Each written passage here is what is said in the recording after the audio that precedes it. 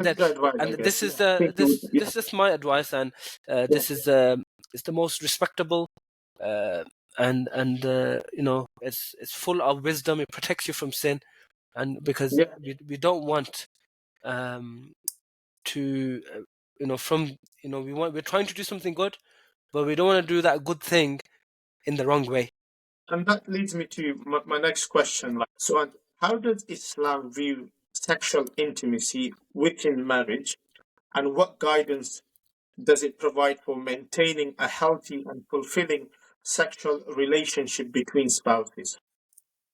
Okay, sexual intimacy, you know, Allah has also spoken in the Qur'an about intercourse, okay? Right. Having intercourse with your wife, and you may, you know, like for example, a common question young people ask imams is about sexual positions. Mm-hmm. Okay, so sexual positions during intimacy are all permitted, however you want.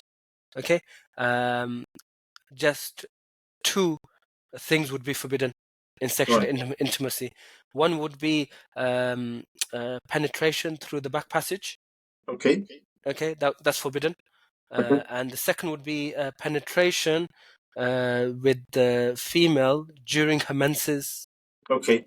Okay, so these two things are forbidden, but every other position, sexual position, would be permitted. And that would include oral sexual intimacy as well?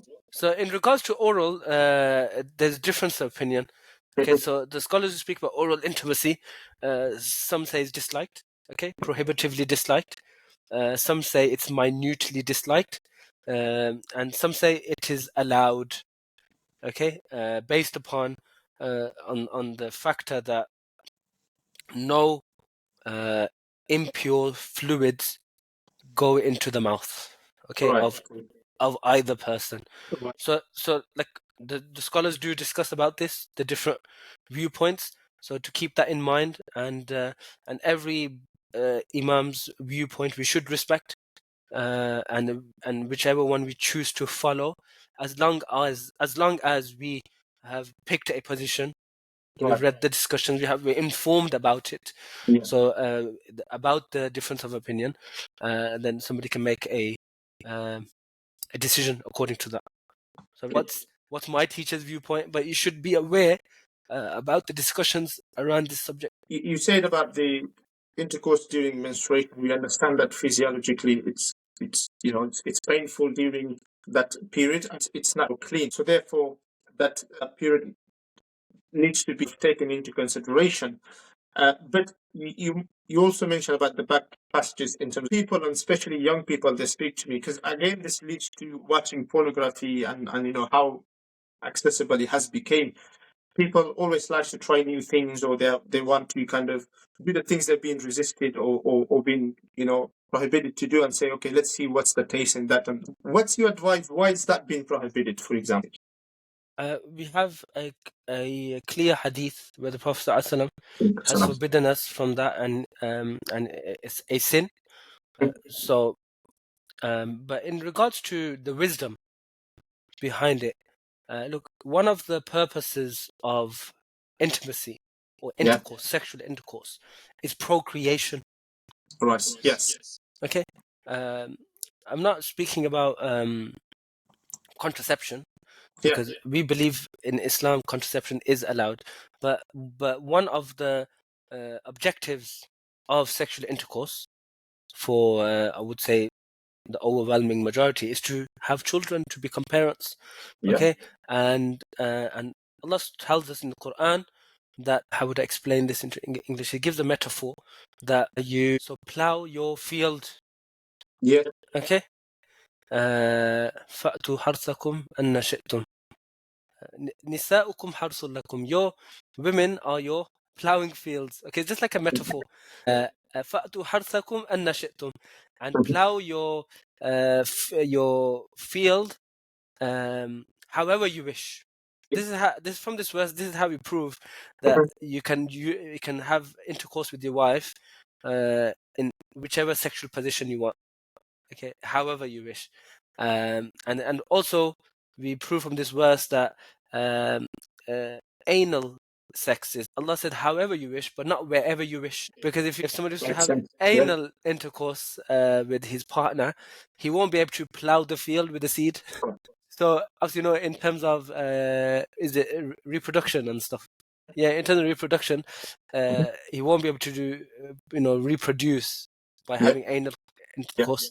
Okay, but through from the front passage, sexual intercourse, what we call, he would be able to plow the field, meaning he would be able to impregnate his partner, which was one of the main purposes of marriage, which is procreation, having children, having a family. Okay, and I'm not denying the fact that sexual intimacy is also for pleasure. Yes. Okay, so it is for pleasure. It's for enjoyment. Okay, it's not only for having children. You can enjoy your partner. So because we have been given that leeway in the Islamic law. We said about obviously co-production, and Allah subhanahu wa ta'ala gave that Islamic metaphor example as well from the Quranic verse. But someone say, for example, if they say, again, this is a kind of a discussion that I tend to hold with lots of young people, and I do share what you just mentioned. But they say, look, okay, what if I have a son or a daughter or one or two already, and I just want to try it? It's one off or two times or whatever. It's not every time. But I've already have the kids, for example. Yeah. And then they do also mention the world, but intercourse has not been mentioned. So specifically, as it has been mentioned, they said like, however, but not wherever. Like as you gave that example. So what's your advice on that bit, and then we'll end it.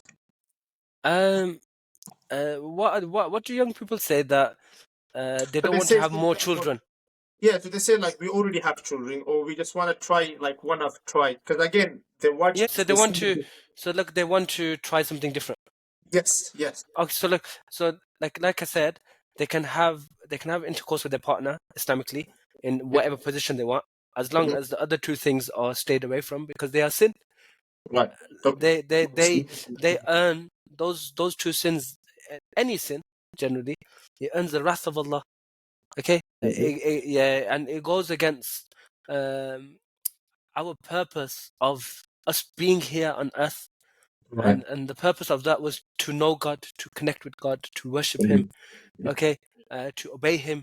Because as Muslims, you got to remember something. The meaning of Islam, people like to say it means peace. That's one of the meanings of Islam. But when you look at it deeper, Islam, how do you find that peace?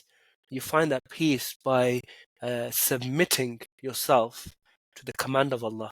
And so if God has forbidden something for you and you stay away from that, what you have done is you have submitted to His command, and that's going to please Him, and that's going to make you find peace, and that's going to make you build on your relationship with your maker and creator.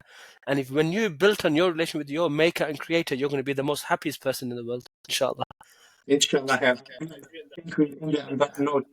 Thank you for your time, and for what promises to be an enlightening conversation on these crucial aspects that we discuss Islamic life in the modern world. And I do hope the youth of today outline and protect us all. And thank you so much. I really do appreciate your time. I know you've been super tired, and I know the podcast has gone longer than we expected. Alhamdulillah, I've really enjoyed it. Thank you.